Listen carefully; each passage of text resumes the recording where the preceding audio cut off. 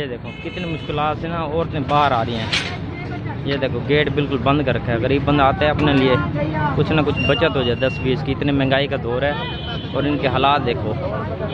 लोधरा मंडी सब्जी मंडी में ये देखो,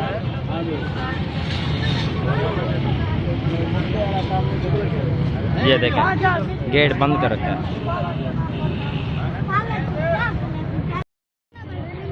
सब्जी ये देखें, सब्जी मंडी मेन दरवाज़ा बंद कर रखा है। लेडीज़ सब जो सब्जी लेने वालों को मुश्किलात पेश आ रही हैं। इनके हालात देखें, इनको ताला लगा रखा है। ये देखो लेडीज़ खड़ी है, बच्चे खड़े हैं। ये देखें ये ताला लगा के गेट बंद कर रखा है। ये देखें ये कितनी जगह है। ये देखें ये मेन गेट है सब्जी मंडी का। ये देखो बाहर रास्ते को कोई गरीब बंदा अपने मुनाफे के लिए सब्जी लेने के लिए आते, कुछ ना कुछ बचत हो जाए। इनके हालात देखो, ये सब ताला।